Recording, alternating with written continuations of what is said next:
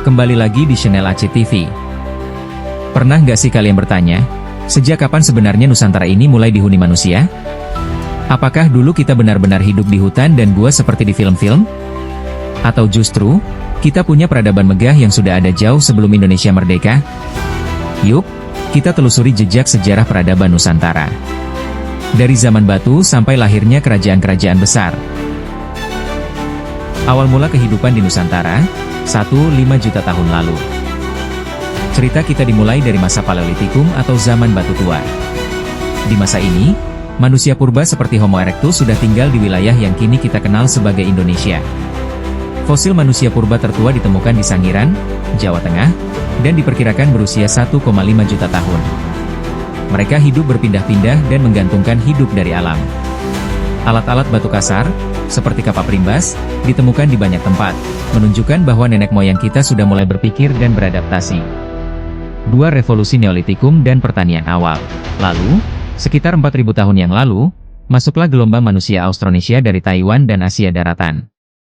Mereka membawa teknologi pertanian, perahu bercadik, dan bahasa Melayu Polinesia.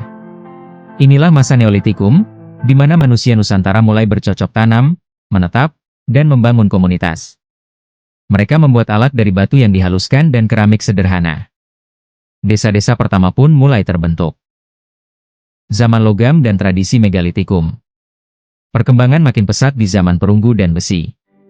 Disinilah muncul kebudayaan Dongson dari Vietnam yang masuk ke Nusantara. Kita mulai mengenal nekara, kapak corong, dan teknik logam lainnya. Selain itu, masyarakat mulai membangun megalit atau batu besar seperti menhir, dolmen, dan sarkofagus. Peninggalan ini bisa kita lihat di Sumba dan Sulawesi hingga hari ini. Ini menunjukkan bahwa sistem kepercayaan dan sosial sudah berkembang pesat. 4. Awal mula kerajaan dan pengaruh India, abad 47 M. Masuk ke abad keempat, mulailah periode kerajaan di Nusantara. Pengaruh budaya India membawa agama Hindu dan Buddha, serta sistem tulisan Pallava dan Sanskerta. Kerajaan Kutai Martadipura di Kalimantan Timur menjadi kerajaan Hindu tertua yang tercatat di Prasasti Yupa. Di Jawa Barat, muncul Tarumanagara, dan di Jawa Tengah berdiri kerajaan Kalingga yang dipimpin Ratu Sima. 5. Masa keemasan, Sriwijaya dan Majapahit. Dari abad ke-7 hingga ke-13, muncullah kerajaan maritim besar, Sriwijaya di Sumatera. Ia menguasai jalur perdagangan Selat Malaka dan menjadi pusat agama Buddha Mahayana. Lalu di abad ke-13, Majapahit berdiri di Jawa Timur. Di bawah Hayam Wuruk dan Gajah Mada, Majapahit menyatukan banyak wilayah di Nusantara, bahkan hingga ke Semenanjung Malaya. Kitab Negara Kertagama menyebutkan wilayah kekuasaannya yang luas, menjadi simbol kejayaan Nusantara sebelum masa kolonial. 6. Kedatangan Islam dan Kerajaan Baru. Masuk abad ke-13, Islam mulai menyebar melalui pedagang dari Gujarat dan Arab. Muncul kerajaan Islam pertama seperti Samudra Pasai, disusul Demak, Banten, Aceh, dan Ternate Tidore. Islam berkembang pesat karena bersifat inklusif dan menyatu dengan budaya lokal. Masjid-masjid, pesantren, dan karya sastra Islam mulai tumbuh di berbagai penjuru Nusantara. 7. Kolonialisme dan perubahan besar. Sayangnya, kedatangan bangsa Eropa seperti Portugis, Spanyol, Belanda, dan Inggris membawa era kolonialisme. Mereka datang untuk rempah-rempah, tapi akhirnya menguasai wilayah. Peradaban Nusantara berubah drastis. Sistem kerajaan melemah, dan identitas bangsa ditekan. Namun, semangat perlawanan dan budaya tak pernah padam. 8. Munculnya semangat kebangsaan, abad 19-20. Setelah ratusan tahun dijajah, mulai muncul kesadaran di kalangan rakyat dan cendekiawan, bahwa kita bukan sekadar wilayah jajahan, kita adalah bangsa. Pada awal abad ke-20, muncullah berbagai organisasi pergerakan seperti Budi Utomo, 1908, organisasi modern pertama yang digagas kaum priai muda. Sarekat Islam, 1912, yang menyuarakan kesadaran ekonomi dan politik rakyat. Taman Siswa oleh Ki Hajar Dewantara, yang berjuang di bidang pendidikan. Dan tentu saja, Indische Partij, yang pertama kali secara tegas menyuarakan kemerdekaan Hindia Belanda. Semangat ini makin kuat saat Sumpah Pemuda dikumandangkan pada tahun 1928. Satu Nusa, satu bangsa, dan satu bahasa, Indonesia. Disinilah benih-benih identitas nasional Nusantara yang baru mulai tumbuh, Indonesia. 9. Perang Dunia Kedua dan pendudukan Jepang, 1942-1945. Saat Belanda sedang lemah karena Perang Dunia Kedua, Jepang masuk dan menguasai Indonesia pada tahun 1942. Banyak yang awalnya mengira Jepang akan membebaskan kita, tapi ternyata penindasan justru makin keras. Jepang memanfaatkan tenaga rakyat dalam Romusha, menyebar propaganda Asia untuk Asia, tapi memaksa rakyat bekerja keras dan kelaparan terjadi di mana-mana. Namun, di balik kekejaman itu, Jepang justru membuka jalan untuk kemerdekaan, karena mereka melatih pemuda-pemuda Indonesia dalam pemerintahan, militer, dan komunikasi. Ini menjadi bekal penting saat masa proklamasi tiba. Pompa konveti 10.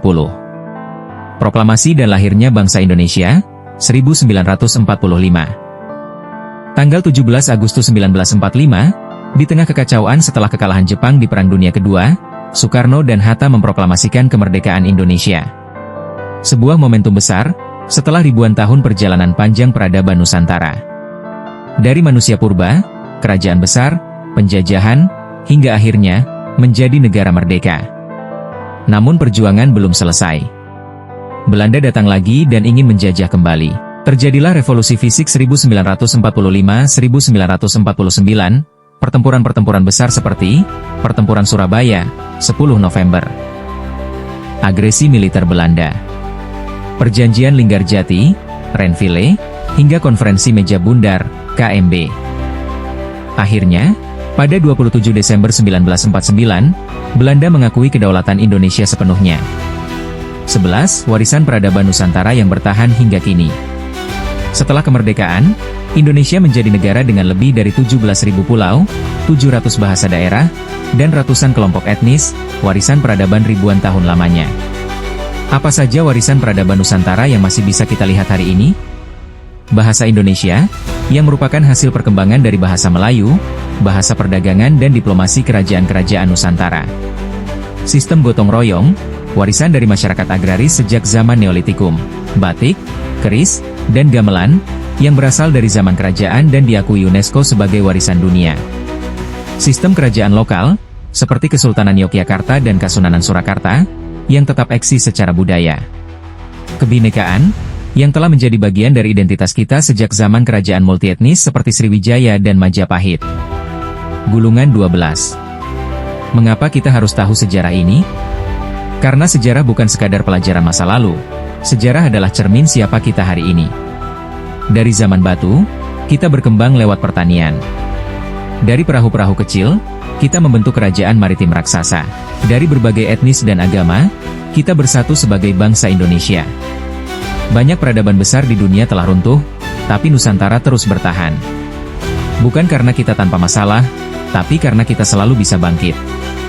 Jadi, ketika kita berjalan di jalanan kota, menyebut nama tempat, bahasa, atau melihat arsitektur, ingatlah, itu semua bagian dari jejak panjang peradaban Nusantara. Kita bukan bangsa yang muncul tiba-tiba di tahun 1945. Kita adalah pewaris dari ribuan tahun sejarah dan kebudayaan. Jadi, mari kita rawat warisan ini. Dengan belajar sejarah, kita tidak hanya tahu siapa kita, tapi juga bisa melangkah ke masa depan dengan lebih bijaksana. Kalau kamu suka dengan kisah sejarah seperti ini, jangan lupa klik like, subscribe, dan bagikan ke teman-temanmu. Karena dengan tahu sejarah, kita sedang membangun masa depan.